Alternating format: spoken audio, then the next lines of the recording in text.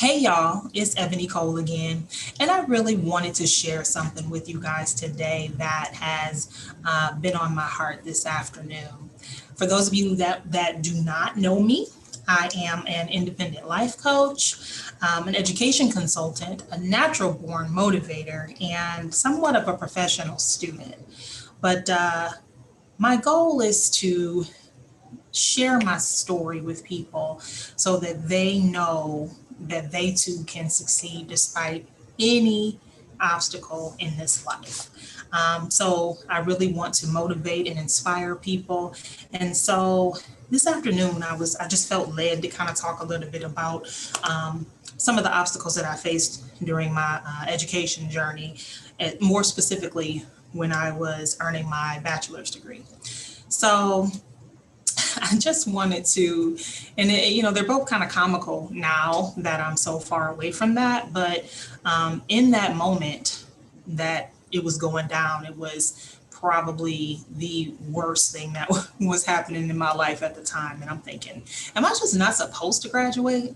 Like, is that what you want, God? Like, is that what it is, Lord? Because seriously, wait till you hear what I'm about to say. So I was well, both of these incidents happened during my senior year, or my um, when I was about to graduate uh, from Ohio State.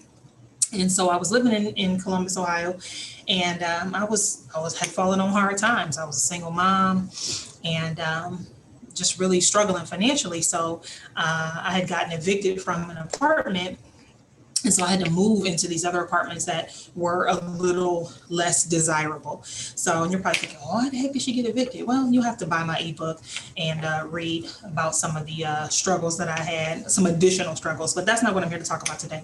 I'm here to talk about three things. I'm here to talk about perseverance, the will to win at any cost, and developing a no excuses mentality to basically get the job done no matter what. So, with that being said, let's get to the story. So, like I said, I was living in these less than desirable apartments in this complex, and the apartment didn't look bad on the inside. And I mean, I always kept a clean place, so that wasn't an issue. It was just the outside area and the it just wasn't a great place to live, just to be honest. So anyway, I'm living there, and everything was cool at first, but then I started seeing like these little droppings, and I'm like, oh my God, I know. Because when we were kids, we had mice. So I'm like, Lord, please don't let that be mouse droppings. And to my great dismay, that's exactly what it was. So I'm like, oh my God, I can't afford to move. I can't afford to live anywhere else right now. I'm trying to finish up this degree and get the heck out of school so that I can, move on to something better financially. So I'm kind of stuck at the moment, so I was stuck. And one day, so I would see the droppings in my kitchen mostly at first, and in the little half bathroom. So I'm like, oh my God, this is awful. I better get some traps or something to see if I can't catch these little things. And so I did that. I got some traps. And when I tell you that first day, I think I had got like two on one trap and then like three on the different traps that I set. So every trap I set out caught a mouse. So I'm like, oh my God, this can't be right. So, and I'm squeamish as heck. So, I had to go and pick it up and, throw the traps away and all that. And it was gross. So anyway, I'm dealing with that. I'm stressed the heck out. And I'm thinking, this can't be right. So the next day, I get some more traps, put them out, same thing. So no matter how many traps I put out, I caught a mouse. So at the end of the day, it was a severe infestation in this apartment. So, but I had to live with it. So I just did the best that I could. We didn't even eat in the house anymore. And so, we would eat out, my daughter and I, all the time. And I just was there only when I needed to be. So one day I'm sitting in there, and, it was the end of the term, and well, maybe not the end of it. Well, I can't remember. But either way, I had a paper due.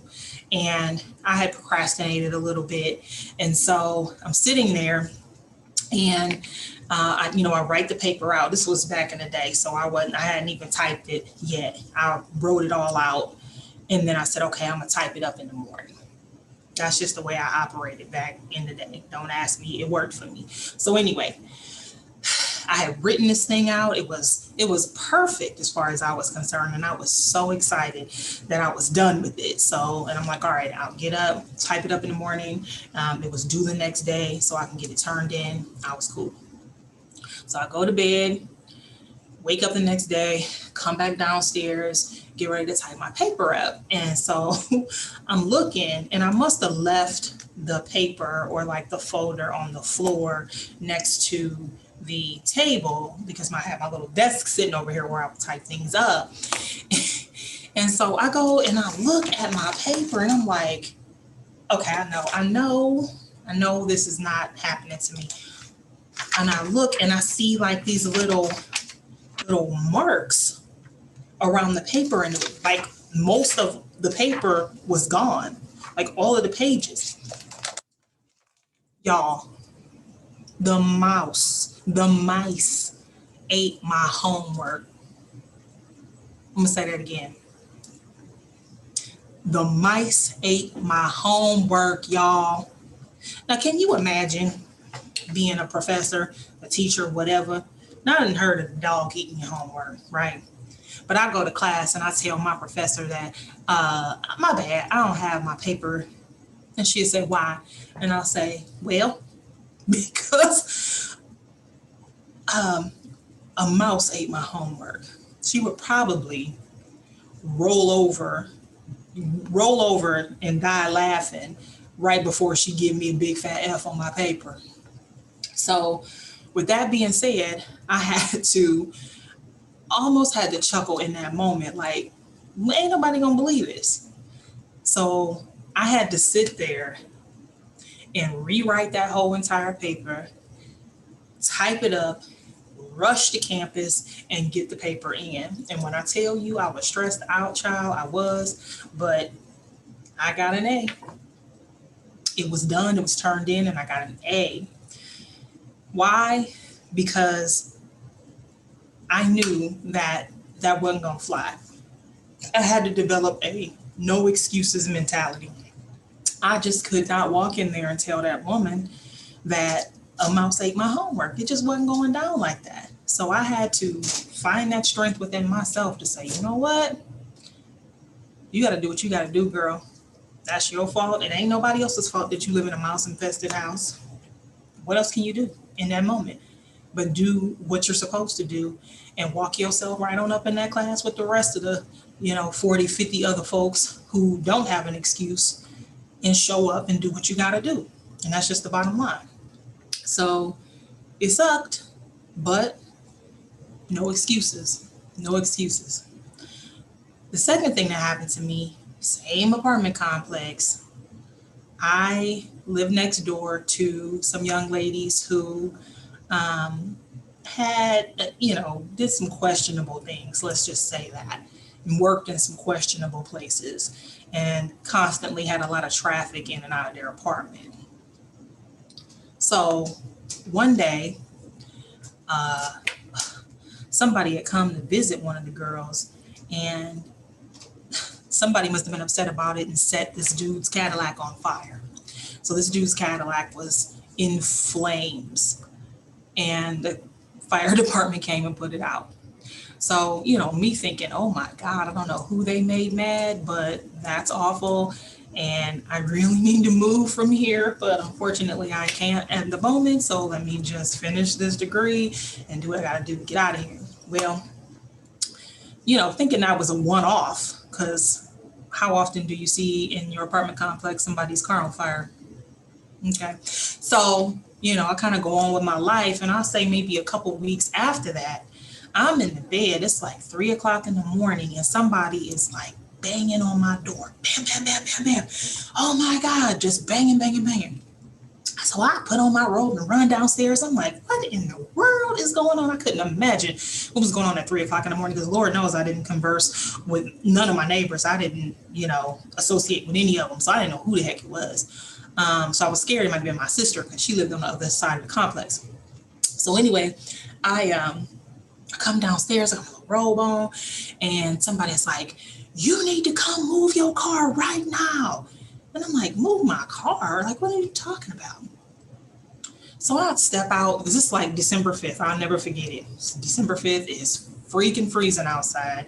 But I step outside in my little tiny robe and I look down the sidewalk, and my truck, I had a Jeep Cherokee at the time, white. Jeep Cherokee parked next to another car that is literally gone up in flames. And the flames are lapping up against my truck in that moment.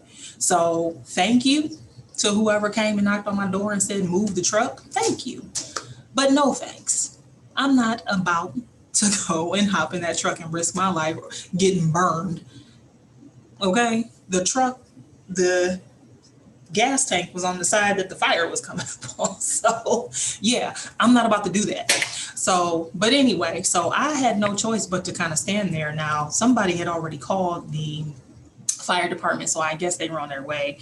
But all I could do, I went and put some clothes on, came back downstairs and just kind of stood there and watched my white Jeep Cherokee become it looked like a marshmallow. You know, when you take a marshmallow and you put it in the fire and it gets all brown and crusty. Yeah, that was my truck. So, and then the glass starts breaking and all of that. And you talking about somebody stressed out. On top of all of that, I had a 10-page paper due the next day.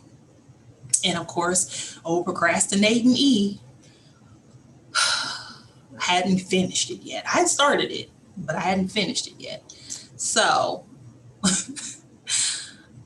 they eventually came and put both of the cars out, the fire out of both of the vehicles. And so my car is just sitting there looking a hot mess. And I mean, I was young and, not financially, savvy at all back then. So I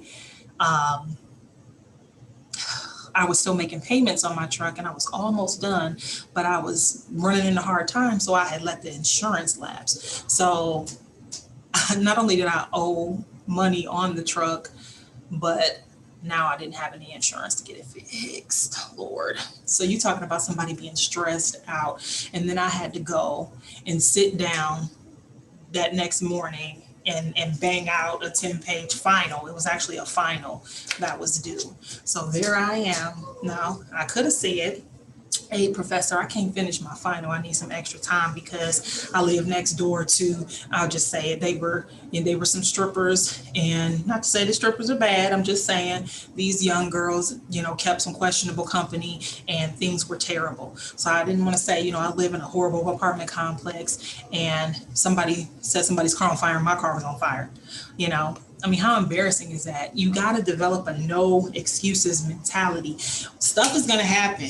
Stuff is going to happen. Just as sure as you sitting there and I'm sitting right here, you better know and believe that something is going to happen. You have to make up in your mind that you're not going to let anything get in the way of your goals. Nothing, be it a smoking vehicle or paper loving mouse. So, at the end of the day, you just have to persist. You have to persevere, and you have to have that will to win no matter what.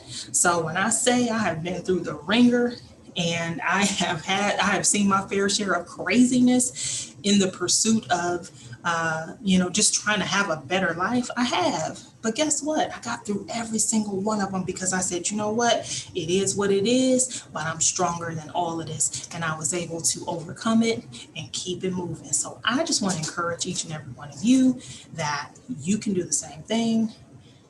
Don't even think twice about it. Don't even think twice about it, because no matter what you might think is bad, trust me, somebody else is going through something that's even worse. So with that being said, have a good rest of the day, and by all means, persist.